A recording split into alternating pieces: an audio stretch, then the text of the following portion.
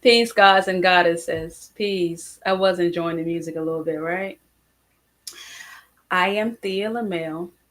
This is Tuesday Night Talk or Tuesday Night Tea with Tea. All right. Hmm.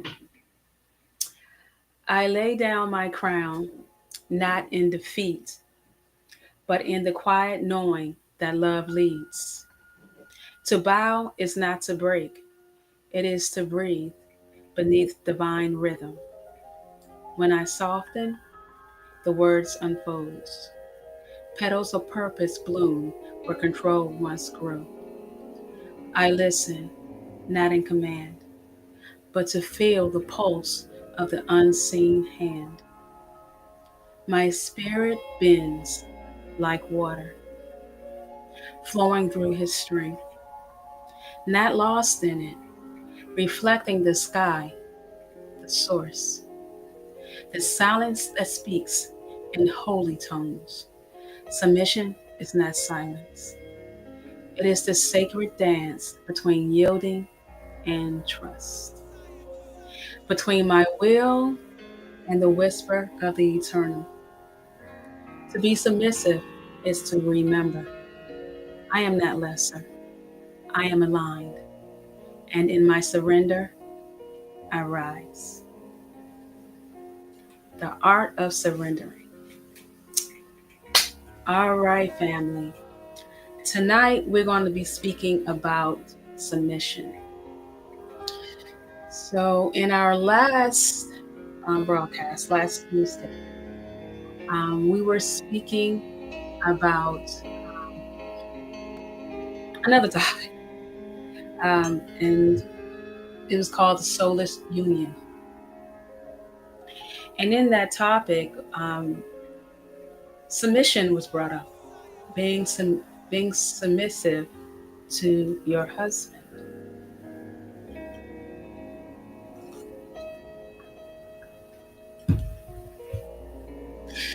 So, when you hear the word submission, what feelings rise from you? Coon.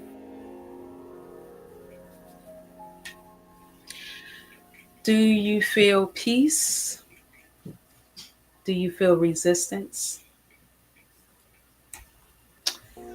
Out of curiosity, I can tell you what submission meant or means to me. So, in the manner of my husband,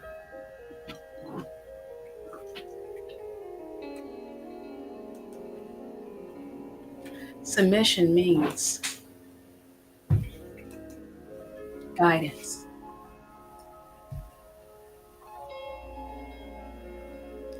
Submission means trust.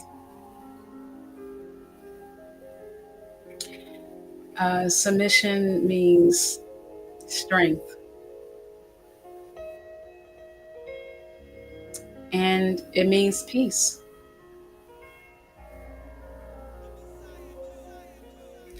Now, according to marriage.com, I'm going to read that to you. Being submissive means willingly giving power or control to your partner, respecting decisions, and valuing their needs and desires. And then he says, it's like being a team player where both partners support and uplift each other.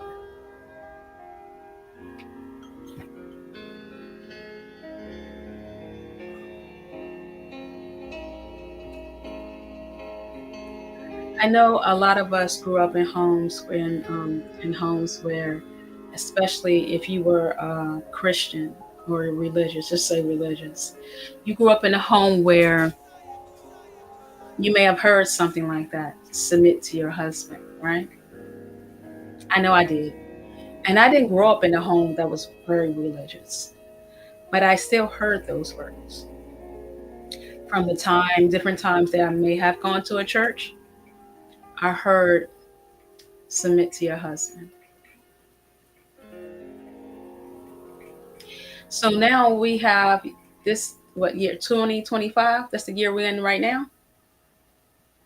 What does it really mean to submit to your husband?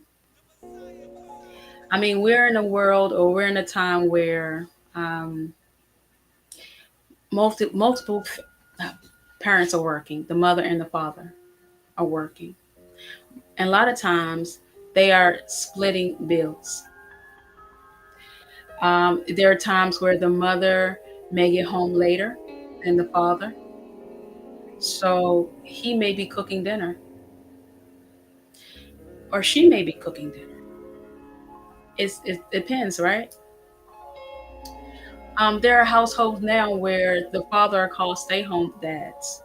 And because of the money that the wife is capable of making, she's out actually working. Um, there are homes where either one of the parents are not properly functional, or they're not sober. In those homes, in other homes, who are leading? Who is the one being submissive? See, let me take this back. So, like, I did some research on, like, different eras and what that submission meant. Let's see. Greetings, Akshita. So, back in the 1950s, the traditional era, this is what they call it, right? The traditional era. The husband was the head. The wife role was to serve and obey. Do you guys remember that being in your vows?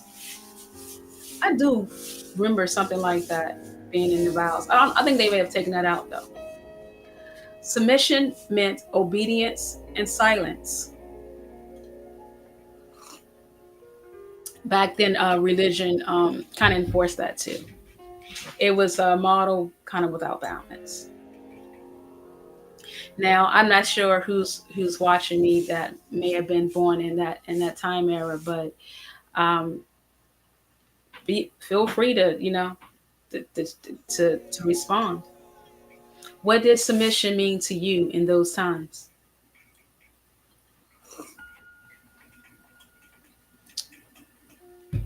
Okay, and did miss like was submission a form of weakness? Okay, so I'm going to read to you some more of what Marriage.com says about submission to your husband. And again, I'm assuming it meant husband. Okay, it says, what does submissiveness mean in a relationship? Willing to compromise, respect behavior, desire to please, trust in there's partner judgment. That's a good one. Supportive nature, adaptability, emotional availability, active listening. Now, these are some of the things that they list as signs of submissiveness. Benefits, and this is, by the way, was written in 20. Well, they updated it in 2025 of this year. Enhanced trust and communication is a benefit. Deeper intimacy, mutual growth and partnership, greater pleasure and emotional satisfaction. Now, I want to kind of get on the topic of greater pleasure and emotional satisfaction. So submission is easy when the man is doing what he's supposed to do, being a provider and protector. Okay, I take that, Akshita. So when they spoke about greater pleasure, they were speaking about an intimacy, because supposedly, and if you are submissive, you are more vulnerable at that time, which means that you receive more pleasure during intimacy. A woman must be secure in her femininity to embrace submission with a man that is secure in his masculinity. Okay, I like that too.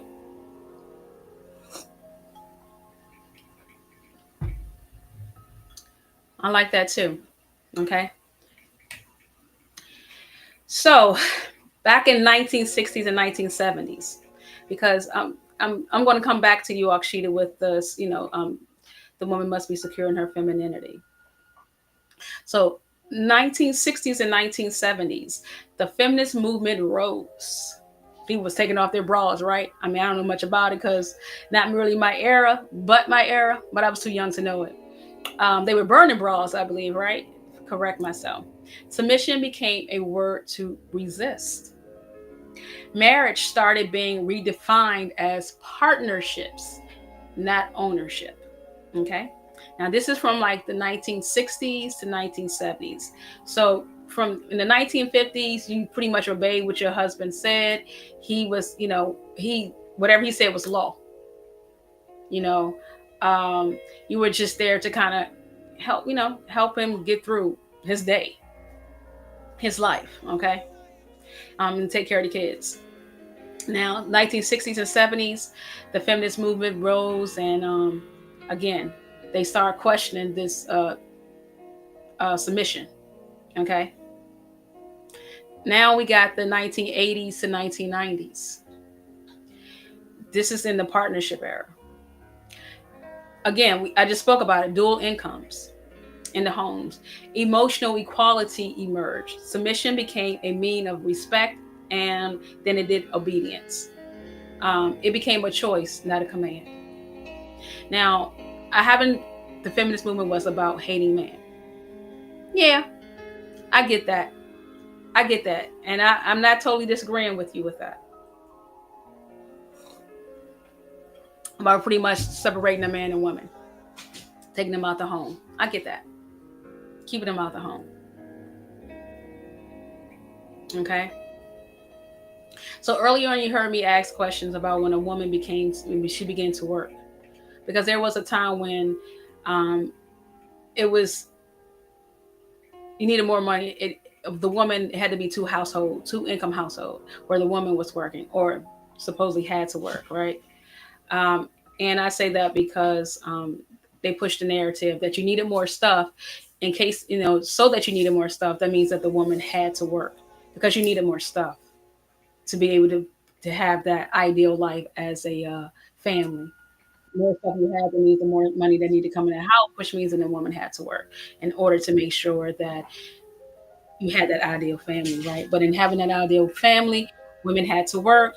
And so that submission that was there was being challenged.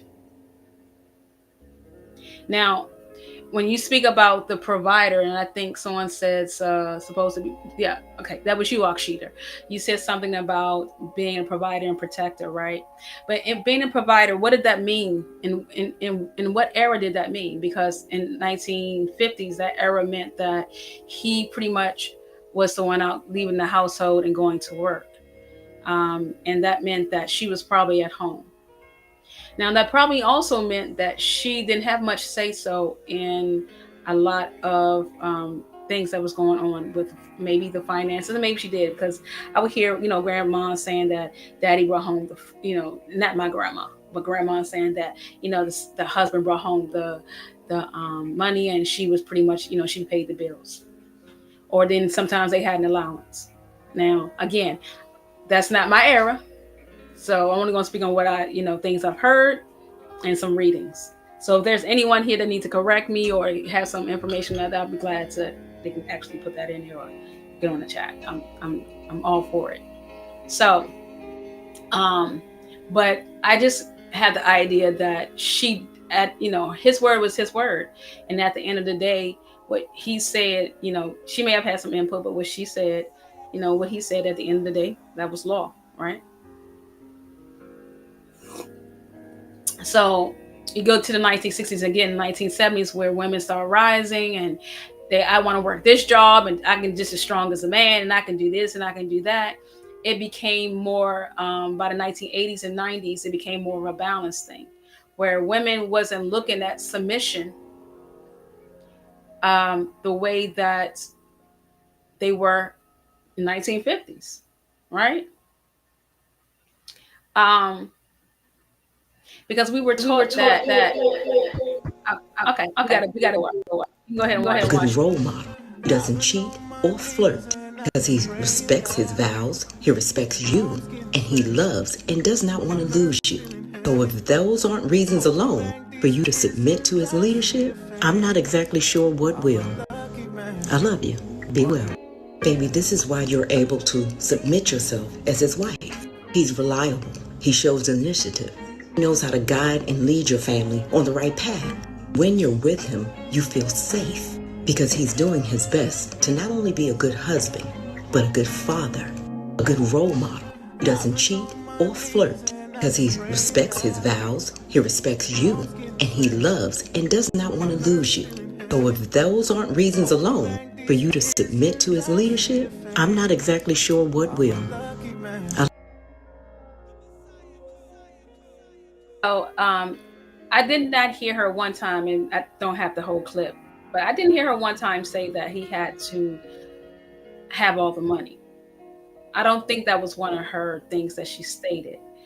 Um, but in some households, that was the case. It wasn't so much based on his character, but it was more based on his ability to pay for everything. You know, that's how sometimes things was ran when it was asked of her to submit. Yeah, he may have brought home the same. He might have brought home the money, but maybe he wasn't such a good father.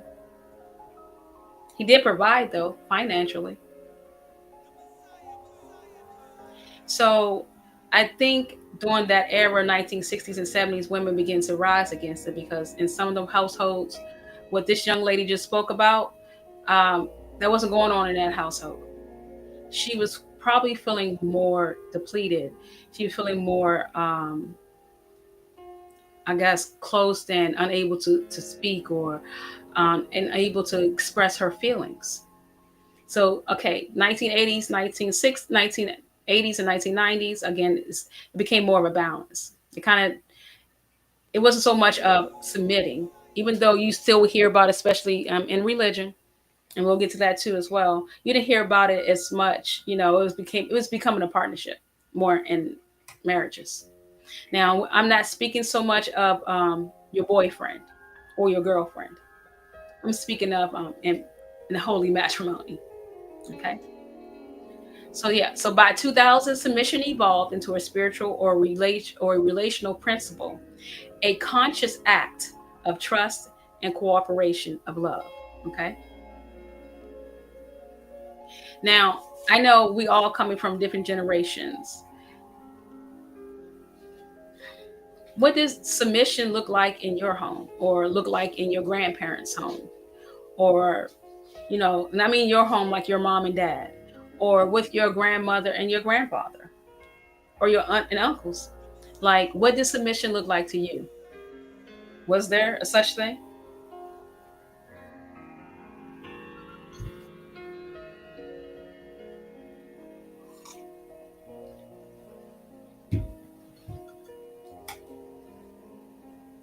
So, in my household, my mom was single parent. So, for a bit of my life, growing up with my mother, she was a single parent. Now, there was a time that she did marry my stepfather, and but during those times, I pretty much a lot of time I lived with my dad. So I wasn't kind of privy to everything that was going on in her home, in the home at that time. But I will just say this: it was submission in that home, absolutely, but it was forced. It was forced. Okay, I'll just say that. Um, it was pretty much forced. It wasn't because of religion. Peace, peace, brother. It wasn't because of religion. It was because of cultural, so to say. Okay. So let's just talk about the roots, some of the roots of submission. Okay. So submission started way before the Bible. You'll hear a lot about people speaking about it in the Bible. And that's what Jesus, God say, whatever, and you'll hear a lot about that. But it started before then. Even in even certain legends or whatever you believe in, goddesses, like gods, were always considered to be protectors. Okay. And women and providers, and we birth and we nurtured and we created.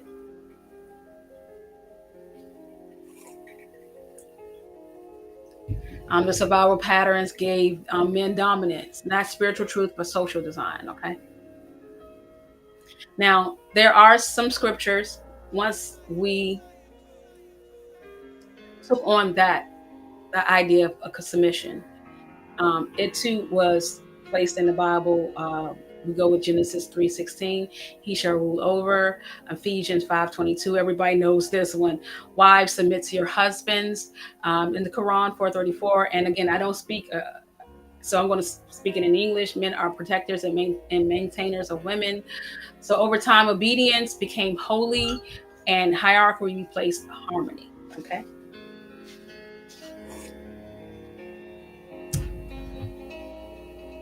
So then we go to like the medieval and colonial eras, controlled it through the doctrine, churches and kingdoms, taught the women's obedience was the path to heaven. Yeah. You have to submit, you have to obey your husband, right? It maintained order, property, and power under religious jurisdiction. They didn't have much of a voice. Okay. So I'm going to go back to something that I read to you earlier. Now I want you just to think about this. What does marriage.com say about submission? Being submissive means willingly giving power or control to your partner, respecting decisions and valuing their needs and desires.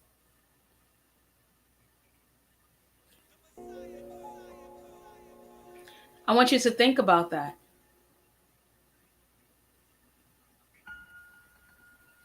What do I think overall is being submissive to a man or a husband? Yeah, I think I spoke on that. So, my understanding, what I think, being submissive to your man, and again, speaking of your man, the man thing, my husband, yeah, I'll speak on that. Okay. All right. So, what I again think being submissive to your husband is guidance, leadership, strength, power, trusting. Okay. These are the different words that come to mind when I think of submissiveness. Okay. Or being submissive to your husband. These are the words that I think of.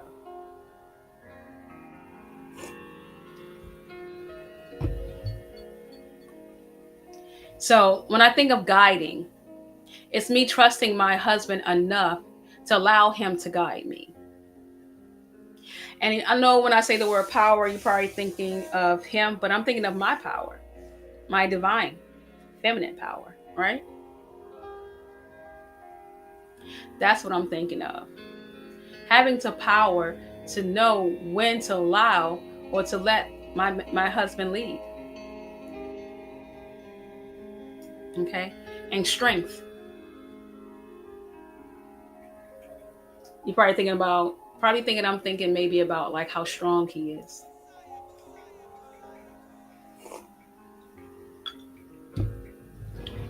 No, what I'm actually thinking about is the strength in our relationship that is the strength that is gathered when you allow someone to lead and you are being submissive because there's a balance. It's a balance in it. And that is our strength. Okay. So, how do you settle a difference? What about arguments? Okay, so if you want to speak about arguments in a relationship, I think there will be less if there was communication, more communication, which means is allowing your partner to speak and you speak. And how does that play a role in being submissive?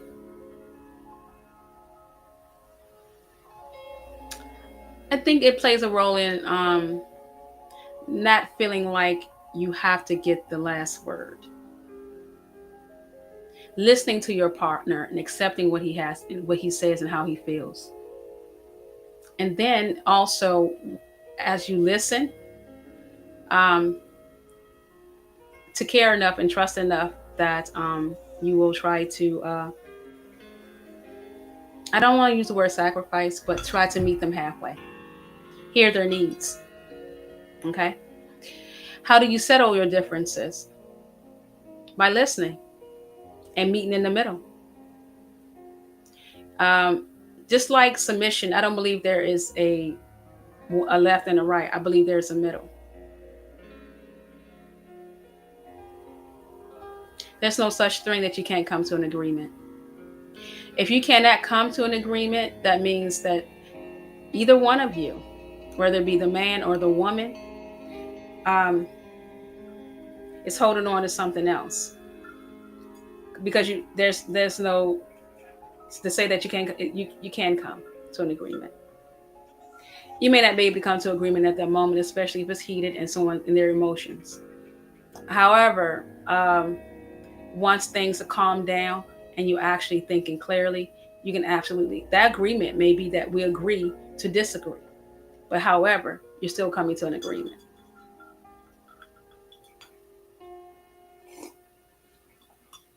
And it's okay to respectfully disagree, right?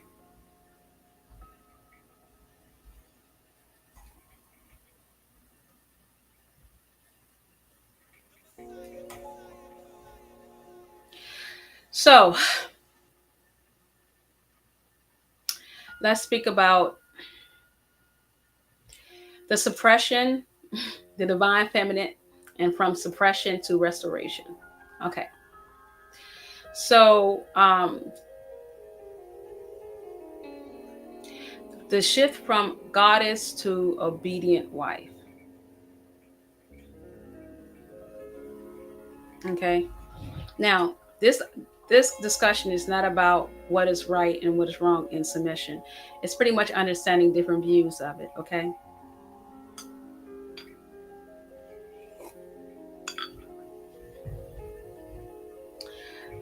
Many people believe that submission was brought on to the man and the woman in a relationship to suppress the woman of her powers, of her creativity, because the woman is the creator. Okay? So, it says early civilizations worshiped the goddesses like Isis and Gaia. The woman was seen as the first portal of creation, the living embodiment. Okay? Patriarchal societies turned spiritual symbols into symbols of control.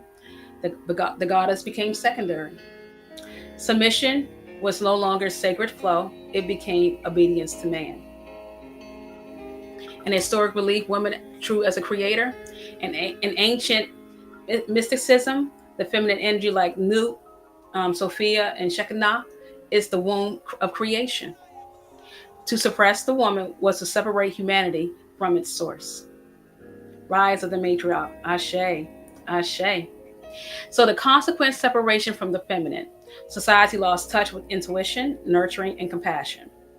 The imbalance led to domination, greed, disconnection from nature. And these are all what I'm not gonna say conspiracy theorists, but that is seen to conspire because of the separation or the fact that it was told that we had to submit.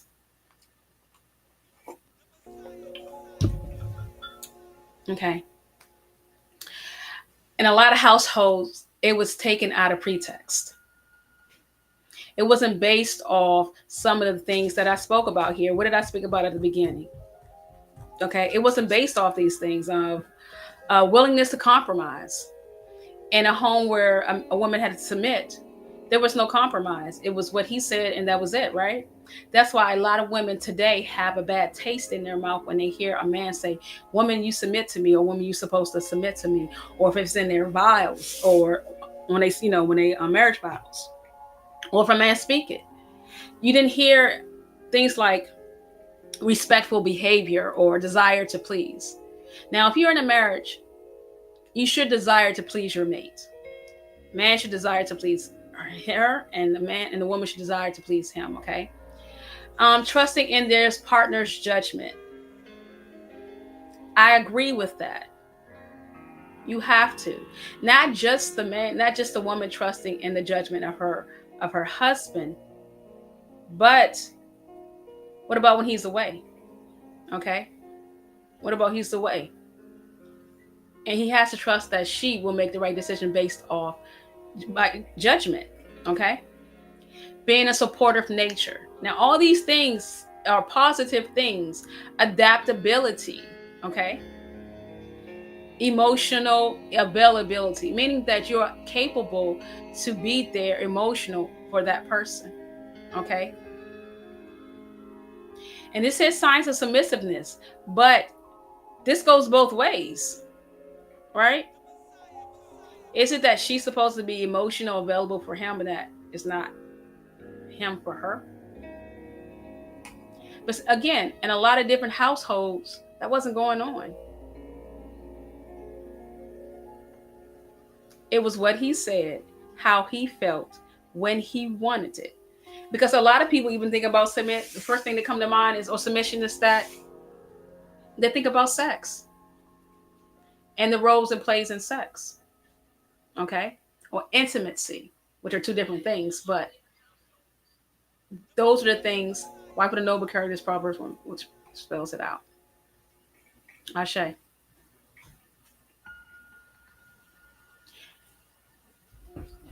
But it doesn't. So the little clip that I had Lazarus play earlier, that speaks on why wouldn't she be submissive, right? But again, we're speaking of in plenty of households. Peace, peace. That wasn't always the case.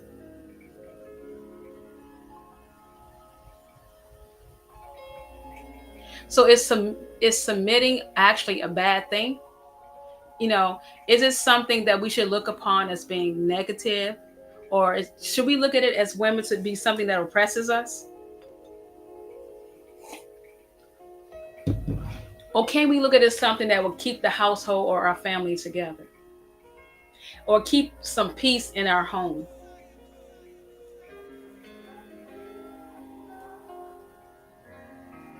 So I'm gonna see, can I pull up some stuff that okay, so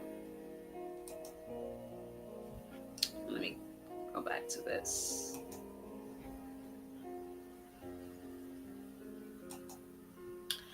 Okay, so men were asked in 2025, how do they see a woman being submissive, right? What is a woman being submission or being submitted or submission in the year 2025?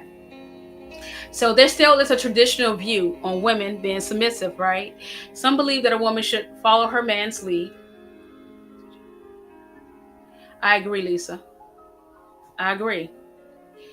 Yeah, you shouldn't yell. It should be communicating where you both are be able to hear each other and actually listening. When your man is talking with you, your husband or man talking with you, you should have ears to hear, and vice versa. I agree with that.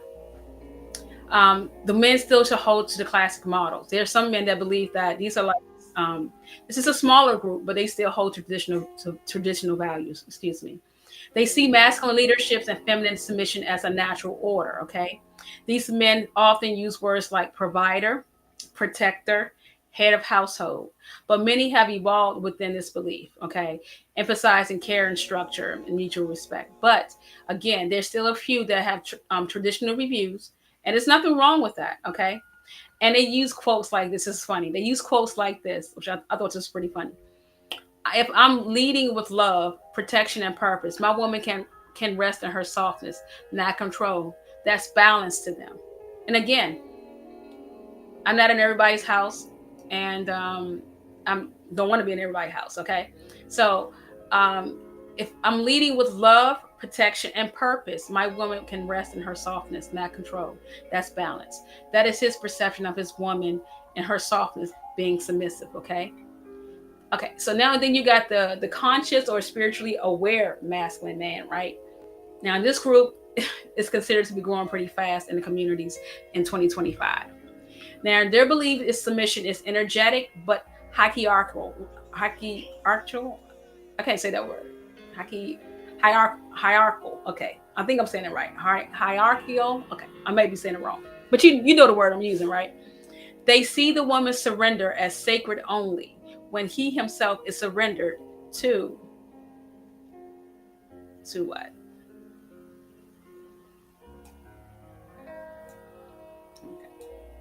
To source. This group growing fast believes submission is energetic. They see the woman surrendering as sacred only when himself is surrendered to source. Okay. They don't believe in obedience. They want flow. They believe that a feminine submits through trust. The masculine submits through purpose. Both surrender to the divine order. And a quote that you might hear someone like that say is, I don't need to submit to. A woman do not need to submit to them. They feel safe enough to surrender to love. He wants her to surrender to love. Okay? And then you got the equality mindset. That's the man that pretty much will go 50-50, right? 50-50 on the bill, 50-50 on the rent, 50-50 on the bills in the home. That's this one. Many men today, especially in younger generations, reject the word submission altogether. Okay. They believe that love should be equal partnership. Remember that word partnership, which each leads its different areas based on strength and not gender. Submission sounds like one person losing power. I want teamwork, not titles. Okay. So now you have this man and we find in the younger generations that it's no more, they don't want a woman to submit. They want someone that's going to be their partner. Someone that's equally balanced as them.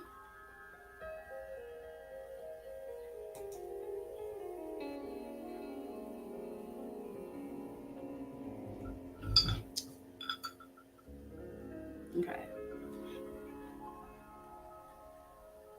So we have many different ideas that we find. Yes, we have many different ideas that we find that how people see the term of submission. Okay. And it's pretty much based on what you believe. Okay. Now, if you grew up in a household where you saw your mom and dad and your mom seemed to be submitting, but it was volatile, she never had a chance to speak. She pretty much was pretty much just had to do exactly what he said. Her feelings were never met. I mean, heard, and what she needed was never met, pretty much.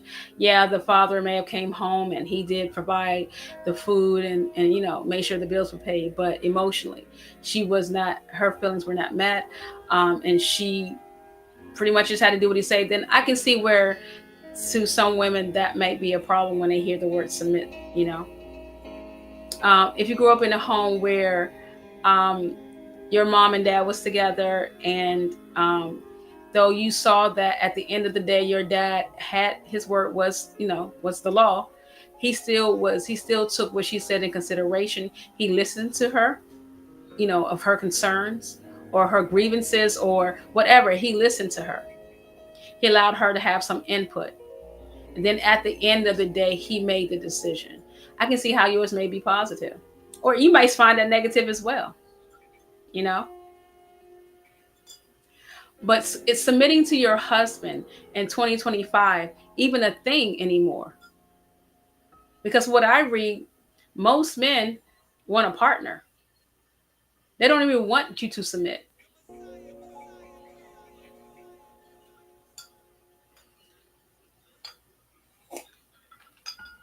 They want someone that they can, go hand in hand with, I guess. You know? So when we using the term submit, or even, when it's used in the Bible, and I think Akshita says the Proverbs 31 woman, yes, the noble character of the wife. But I think the noble character of the husband should go hand in hand. Okay? Because earlier in the clip that I had Lazarus play, she spoke of all his character qualities and the reason why a woman should not submit. But again, she needs to have some of those great qualities herself. Maybe not the exact same qualities, but great qualities herself. Okay? I think in submitting to your husband, it's not that the word submit it has got a bad rap. And again, it started with a bad rap. Let's keep it real. It was always like a patriarchal thing where a man was more dominant. He was stronger. So that means that he had more say so based off his strength. Okay, because he was stronger, he was a provider. So I think that from the beginning, the origin of it started out that way. But throughout the years, with understanding, awakening, consciousness, and all these other things, that it became have a better and more flowing of an understanding. That at the end of the day, I think for a balance in a relationship in your life, we both submit. It's no longer that that what you say as the man has to completely go. Though there are times in a relationship, the man, you trust his judgment. He's going to make a decision in a certain area that he may be stronger on, and you trust him enough to allow it. You'll follow him in that situation. There may be some situations where she may be strong, and you trust her judgment because you both trust each other. You may be following him. It doesn't make a man less of a man or a woman less of a woman, or weak. Either way, it's trusting in each other. You know, it's trusting in each other. Um, that's how that balance comes. Communicating with each other and caring about each other's desires. Not one person, because at the beginning when I read it, it sounded like it said that you were trusting in, the desires or caring about the desires of your mate. But it didn't say the one mate. It spoke of them both. Caring about their desires and their needs. So not just the man or the woman caring about his desires and needs, but the man caring about hers as well. And if they're both caring about each other, and if he's at the end of the day going to make the final decision, then he's going to base off all the information. It's not based on only what he wants, but her needs as well. So when he's making that he's making that final decision, it's based off all of that. And you as the woman trusting in that information that was given to him, that the information you shared, how you felt about it, your concerns, and he's take that information alone, and then he decides that, okay, this is the decision I'm going to make. And you, as the woman, trusting in it. I mean, I think when you took your vows, that was one of the things, is trusting, right?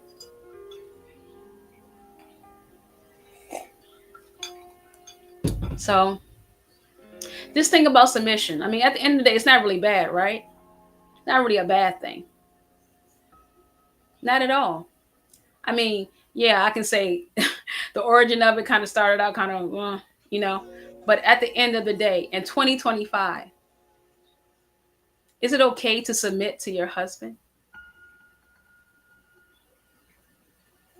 I say yes. Do you trust him? And that trust comes through time, okay? Now I'm talking about someone that you spent time with and you seen him lead and you seen him, in this way. Hopefully it came before marriage, not after, but I'm just saying. Can you submit to him? Or, then you think about the fact that maybe you are out there working just as hard as he is. or you think you're working hard as he is with, you both out there working together. Can you still submit to him? Is there something that you think you can do? Even though your paycheck may be bigger than his, it may be. You may make more money than him. Do you still see him as the man in your home, as the leader, as the provider?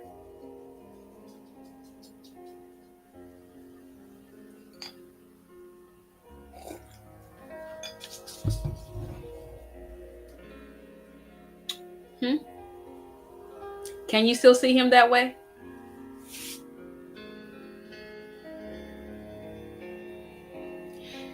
You'll hear things like, I heard things like, if he's masculine, if he's a provider, then the woman will naturally, and I think I saw that in one of the, will naturally submit. And to an extent, I agree. But some of us were brought up in homes where we don't even know what that looked like. You don't know what it looked like. You grew up in homes where trust was an issue. Trusting the word of others was an issue, and that you can only count on and trust yourself. So even with a man of great character, a grand character, you still may find it hard to submit or let him lead. Okay? Let's see. So I really enjoyed this discussion. And one of the reasons why I enjoy it, because again, every discussion is based off my life as well, right? Always a question I ask. And like I said, I grew up in a household where my mother was the sole provider most of the time. Now, there was a time I did live with my dad, but the most time I remember is with my mother. Okay. And when it came time for me to start dating and being in relationships, or even in a marriage, the idea of submitting. Now, we didn't have much, that wasn't, the word wasn't used much in relationships. And, I'm a 1970s baby. And so I'm during that time of the rise. So that word wasn't used much in the household. And even during the time that I was dating, outside of, again, I heard woman must submit. I mean, there was no man there, so who my mother going to submit to, And then when I started dating, there was no such thing, I didn't even know what submission looked like. I thought submission when I was younger was you couldn't speak, like most people probably thought. You couldn't speak. If you did speak, if he told you to be quiet, it was just like almost having another father. Like if he told you to be quiet, you had to be quiet. There was nothing you can say. You had no control, pretty much. No control over self, pretty much. You were pretty much told what to do, when to do it, and how you felt about it really didn't matter. That was my understanding. Now, how did I get that understanding? I'm not sure. Because again, I told you, I pretty much grew up in a home where my mother was the sole provider. There was no man there. And then even when there was one, the times I do remember, I know that she was forced into it. It wasn't something that she just voluntarily wanted to do, And maybe that's where I got it from. Maybe that's looking at that, and I think about it, maybe that's how the idea of me growing up thinking submission was. And so it didn't really help when I began to read the Bible either. I'm going to keep it real. The idea of submission still didn't sound good to me. Not at all.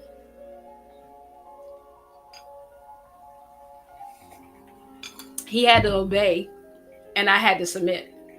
I'm telling you, he was getting the greatest piece of the stick. Like, I got to obey, he has to obey, and I had to submit. You know, you know, and again, from the experience or the idea of what I thought submission was, I was getting the short stick of the short stick, pretty much. But and for a long time, until I start looking within myself. Always start with self, right? It's always start with self. Everything's with self, right? So I started looking within myself first, and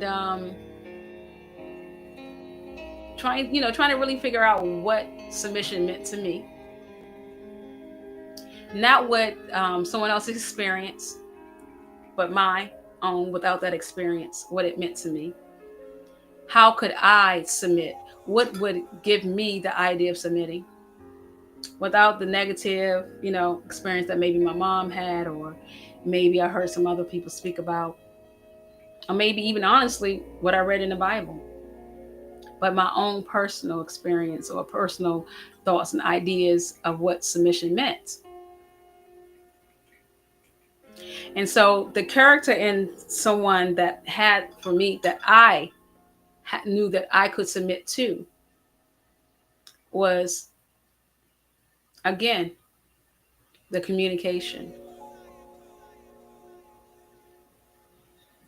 I had to know and understand that their word and judgment was sober and clear with clarity, and I can trust it.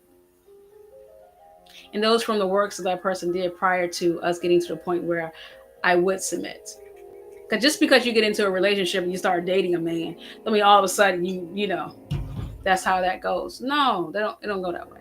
I mean, not in my life, not in my universe. It doesn't.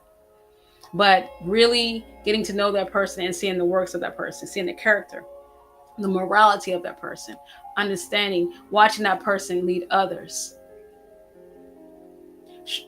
seeing how that person love others and himself. Those are some of the characteristics that I can see or that they had to show in order for me to feel like someone that I could submit to. And it definitely had to be my husband. I'm not submitting to no, I'm not going to play wife before I'm wife. I know the people talking about, you putting in your application before. I'm not playing wife before I'm wife. So no, definitely had to be my husband.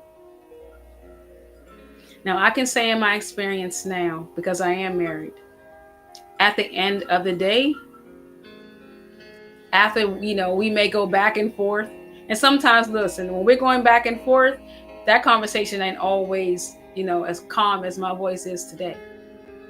But us going back and forth, hearing each other what we have to say, I know at the end of the day, when he makes a decision, I follow. That's a decision I made prior to me marrying him, that he was going to lead. And I'm gonna keep it real.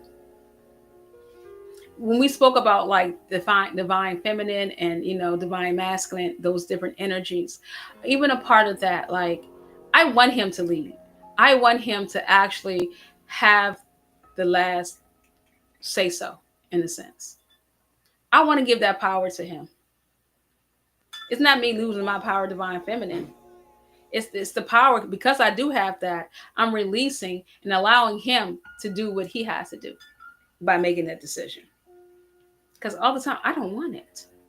Keep it real. Don't want it.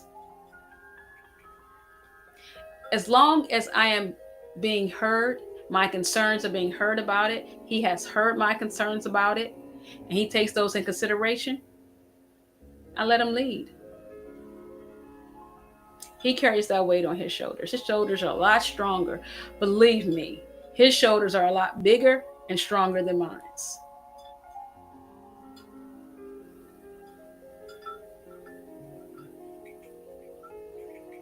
Thank you, Akshita. Ashe. Ashe. I am nurturing. Ashe. So we can take the negative out of being submissive. And again, I know that when people hear that word, they be like, "Oh, girl, I'm not submitting to no man." No, just submit to the right man. Okay. Um,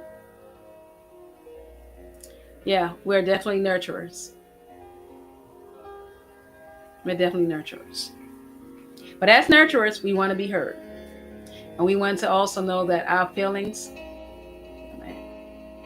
yes, I don't want to be a man. No, absolutely. I don't want to be the man in a relationship. Hmm. Honor and respect. Yeah. He has to be of great character. And see that I think that was the issue a long time ago because they put it out in because it was something that was in the Bible, and if you were a Christian, and just because you're a Christian, don't mean that you have great character. Let's just keep it real.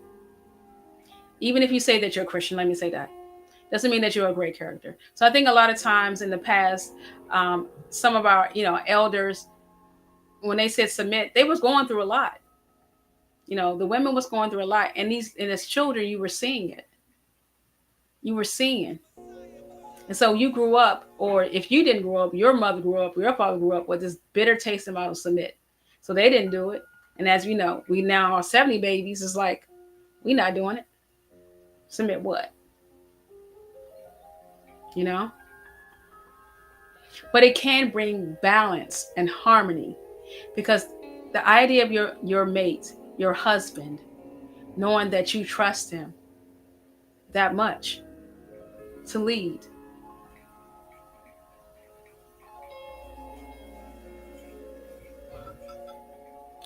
Our government system runs off faulty logic ideas that women have no rights. Right.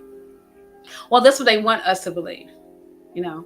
Um, and listen, it's not to me, honestly, actually about the rights of what they trying to give us. It's our strength and our power within ourselves. You know, the government, they can say what they want to say and they can try to do it, but at the end of the day, it's within us to know how strong and powerful as a woman. It has nothing to do with us having to be stronger than the man or we're being weaker than the man. The strength lies within us. It's us awakening that strength and that power and knowing that we actually have it. Yes. Yeah. Um, Absolutely. The patriarchal system allows, that's the idea. Um, for us to not know our strength. So us knowing our strength doesn't mean that we have to be all powerful and which we are. But the idea that we can still have that and still allow our man to lead, to me, makes us more powerful. It doesn't take away from us. He knowing that you still have the strength and you're still strong. Not that you're weak, because you're not. You're not weak. Being submissive does not mean weak. You're allowing someone else. Yes, you are allowing someone else to lead. The word allowing. You're not being forced. Again, there were times, and I'm sure still times, especially certain traditions or certain culturals. They doing that right now. You know, so I can't. I'm not speaking on those, but I'm speaking on when you have you have someone that's strong in mind, that you can trust, good character, like they say, a good father, respect and honor. Do what they say they're going to do. Oh man, out what? Hmm. You gonna hear me say, yeah? You hear me? What? I'm a yes, baby. Yes, baby. You're leading. I'm taking your word for it. I'm gonna let you lead. That's what you're hearing from me. That's what he hears from me. Absolutely. You know.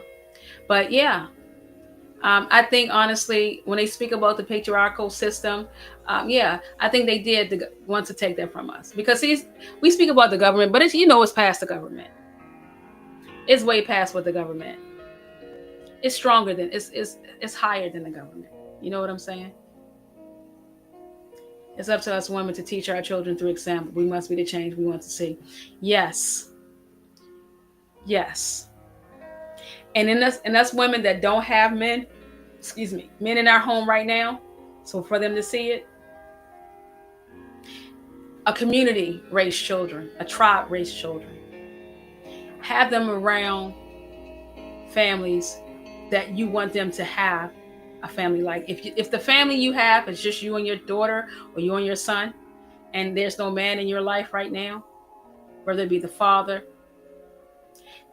maybe some aunts and uncles that are good role models.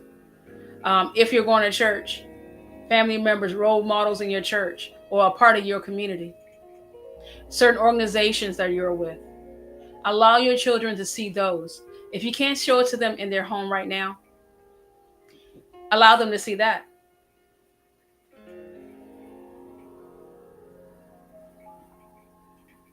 I mean, that's how you, I think that's some of the ways that you can break that, you know. But yeah, submission's not bad. Because I know, like I said, when I said it, I know a lot of people think it's so many different ways. And let's keep it real, ladies. We, a lot of times, don't really, even with a so-called, I'm going to use the word good because that's what you hear people say all the time. The good man, having a good man, right? Having a good man. A lot of times, we we've been in, some messed up relationships. We don't even know what a good man is. We don't know how to submit. For real.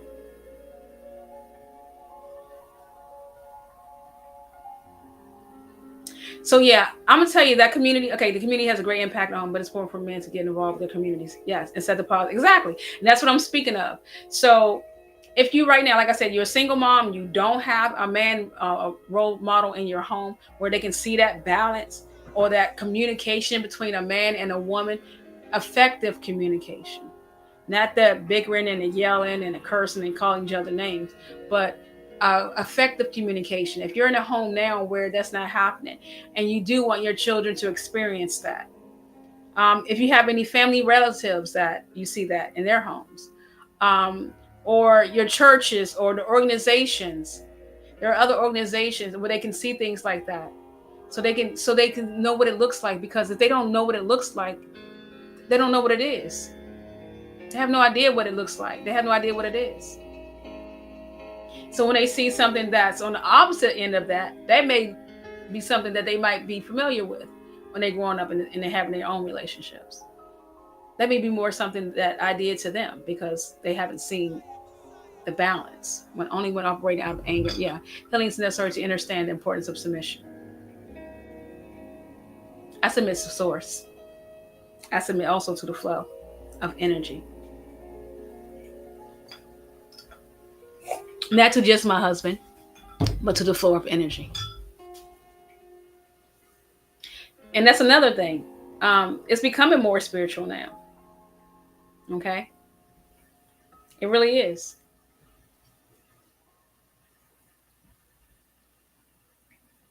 Yes.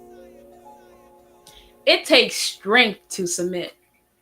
Let's be honest. People think it's weak to submit. It takes strength to submit.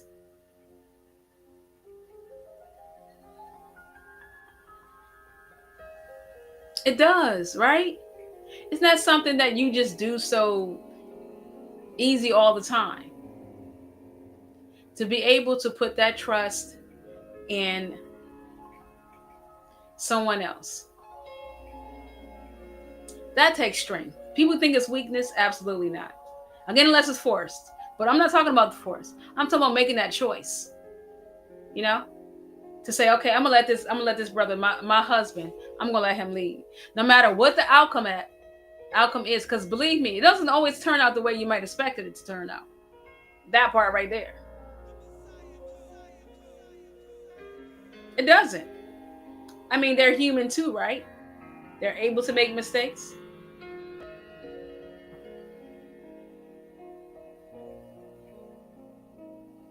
So it definitely it's It's not a weak thing. You're not giving up your power. Your power is still there. Because you have that power, that's how you are able to allow them.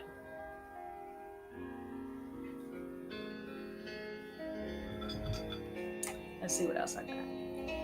I'm gonna see what women said, okay, before I get off.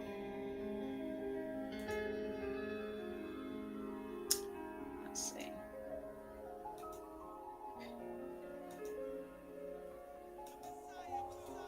Let's see what women say. Okay, so this is according to Google, okay? This is what according to Google, what they say that women say in 2025. And they got some references on, where they get it from. In 2025, perspectives on wives submitting to their husbands vary, but there is a strong contingent, particularly within religious circles, no view submission as a mutuality, loving act of trust and support for a husband's leadership, not as an oppression. Okay, so but there's a strong contingent, particularly within religion circles. Okay, so who view submission as a mutual loving act of trust and support for her husband's leadership, not as oppression or a lack of personal agency. Conversely, many express concern that the concept may be misused for control and fear its potential to lead to an unbalanced, oppressive marriage, emphasizing that the true submission requires emotional safety, ashe, and respect, which are absent in unhealthy relationships. And again, that's what I was speaking on, the unhealthy relationships. Now, a lot of us, maybe not all of us, I'm not saying all has gone through some, one or two, maybe even more. And this is why we got the idea of being submitting, especially when they use the Bible against us, beat us in the head with it, that this is what we had to do. They out there doing whatever they want, and then they'll throw the Bible at you. Woman, it says for you, Ephesians 5:22, you must submit. Okay, so this is what all these different ideas and people fear when they hear that word. Women fear it. Okay, so arguments for submission, mutual leadership and support, signs of strength, biblical context, trust and faith. So arguments against it would be like oppression, not love. Like you're oppressing the person, like, you're not allowing them to be themselves. Everything's about you, right? Okay. Misuse of leadership. Again, that is the biggest fear of any woman that's thinking about, getting married and having to submit to her husband, especially if he brings up the idea, which I don't see why he would, but okay. Individuality, just feeling like she's going to lose who she is. Okay, feeling that she may not be, her voice may not be heard or considered. So again, the unbalance. Okay, those are some of the things that women, though, again, if you heard at the beginning, there were some women that were for it, right? Especially like in the religions, of course they are for it most of the times. But women don't care. They don't mind submitting as long as their needs are met. Okay? And it doesn't have to be an entirely. As long as there's some compromise. Because I believe that it's not all about her needs getting met, because his needs have to be met as well. So it has to be a compromise. In that compromise, he makes a decision and she follows it. That's it. Right? So is submission in 2025 a bad thing? No. I just think this been upgraded. Pretty much. Not a bad thing. Okay. Well, I thank you all for joining me tonight. It was a little more, but yeah, I really enjoyed this conversation. Because a lot of times when I'm doing the research on it, it gives me more clear understanding of some topics. You could think about it, have your own ideas on it. But when you do more research, you listen to more people speak about it. It just gives you another way or more to think about. And I was back in the day one of those people that, like I said, was totally against it. You know, but after going into self, code communication is powerful. Ashe. Thank you, Lisa. Yes. Thank you. It is very powerful.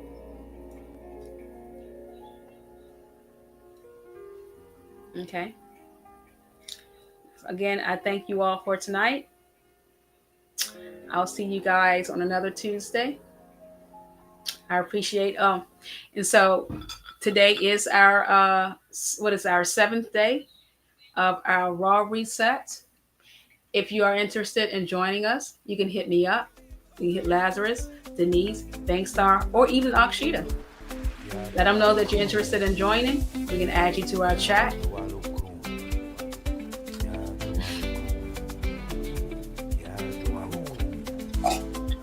Where we can add you to our chat where we have recipes. We got little, we got some great people on there that's giving us ideas, like health ideas and what the benefits of some food are, like giving us tips if you got questions on what you could and could not eat. Because you think it's raw, that it's so simple, but it's not. I still want to thank everybody that's on board and that's doing this challenge. Again, it's a challenge for some, a journey for others. I want to thank everybody for that. The Messiah Code, we got our Parents Kitchen coming up 12/21. If you'd like to volunteer for that, let us know. We got Denise in the morning with a good word about self. All within self. All within self. You are the great. We got Akshita on Friday. Absolutely, absolutely. And we got Lazarus on Thursday. Okay. Please check them out. Check them out. Akshita Friday.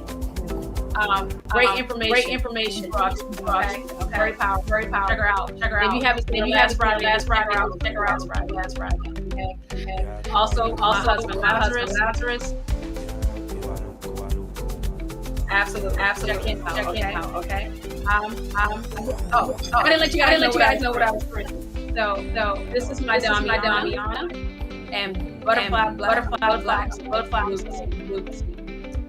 Very soon. Thank you so much, guys, for tonight. I always enjoy it. See you next Tuesday on Tuesday Night Tea with Tea. Love you. Cool.